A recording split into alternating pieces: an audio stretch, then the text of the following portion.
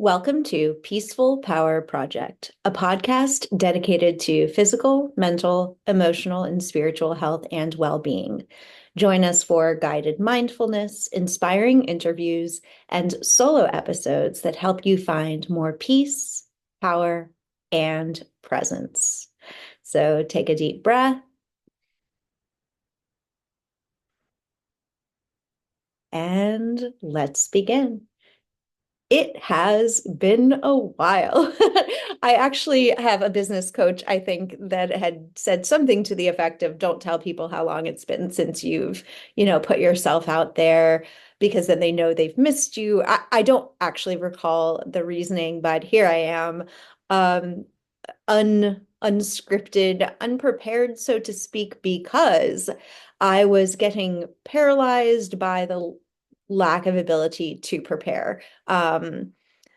So much to say that in fact I couldn't say anything at all. I don't know. Have you ever experienced that? That it's just been so much that nothing comes out. I have attempted a few episodes. Actually, the what I'm used to is having, and I'm doing this on YouTube as well, so I can, um, reach more people, support more people, serve more people.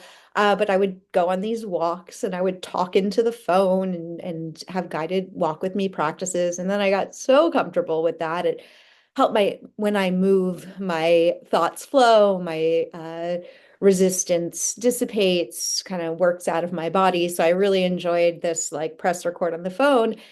I've taken such a break from podcasting that this doesn't exist anymore as an option on the platform that I use. I cannot record from my phone. I will find another way to do the guided walking practices. Those were pretty popular. So I think I'll record the voice and then upload it. But it was just so simple. I would just record it, upload it as I was like walking in the door. So what what has inspired me to finally just sit down and do this is that, the more time that passes, I don't know if you've experienced this as well, but the more time that passes, I was practicing a habit of not recording. I was in this really great habit of putting episodes out there that you can habit yourself in the not doing. And oh, the excuses, the excuses. And then it turned into just not just a habit, but the habit turning into a way of life, which is I no longer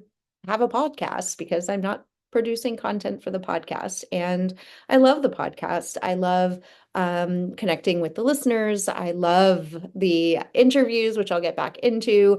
I love this will be fun doing this on video with my guest stars with the cats. But yeah, I just it is fuel. It's something I enjoy doing.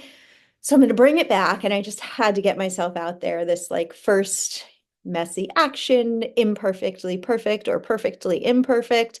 I wanted the space clean. I do want to continue to do this on YouTube as well. So I wanted my hair decent. If you are watching now, you will know that I did not achieve that, but the space looks nice. I mean, it's the kids' space. It is what it is. Yeah, I had many attempts to restart this. Oh, that's what got me into my phone doesn't have the opportunity to just walk and talk. When I first moved here to Tennessee from Florida, I would go on these walks and I would push record and start to talk, and I would talk and talk and talk and to circles. And what held me back was the voice, the inner critic, that like, it was very self-serving. I was just telling the story of our move in order to like kind of capture it in one spot. But I kept thinking like, who would want to hear this? Who am I that this story would connect with anyone else? And um, I don't know. I let it win. I let that inner critic just kind of freeze me. And until I had something to offer, until I was in a better space, because during that move, I was not in the best, um, I would say like mental and spiritual space. I think I was still like physically, keeping up with my routines and my habits. But what did I have to offer? And I guess that's just what I want to share in this very short, here I am, I'm back episode. Even today I had a million different stories I wanted to share, but I guess this is the one it is. Um, I didn't feel like I had a lot to offer because I was in maybe a darker space, a space where I was struggling. We had a big move from Florida to Tennessee 4 months ago. I always think it's funny to like note time on a podcast because you could be listening to this in the future, like future. But anyway, we had just moved and it was a lot, like a lot for the girls. And like I do try to, I know they're their own people, like they are separate people. But when they hurt, I hurt. And it was a lot. It was challenging. It was emotionally taxing. It was physically taxing. My sleep was different here. I did not feel settled. I felt really alone. And it was just hard. So who am I where I'm struggling and with all of these challenging, uncomfortable emotions and not being like my best self, even like as a mom, I was overcompensating because I just wanted their lives, I wanted them to be happy. And then in the overcompensating, I became resentful because I was like putting myself out so much. It was just, it felt like I was not in a good space. So who was I in that space to share anything, to bring anything to you, to people who I want to serve and I want to be impactful. And I'm a coach and I was working with people who are struggling with food and body image. And when the emotional stuff gets surfaced, that still gets surfaced for me. And then, so who am I to help people with food and body image when I was dealing with resurfacing of challenges myself? Who was I? And this thought came to me about, well, first of all, I don't know anyone, even the people that I put on this, definitely not a pedestal, but I look up to, I admire, I respect. They are not without a flaw. They are not robots, right? They are people, they are human, and they have seasons and struggles and like they're a mess too, right? And these are the people that I look up to that I know, right? They are not um like what's the word? Like just they're not sheltered from life just because they have these qualities that I look up to. So I was like, okay, well, they're human, I'm human.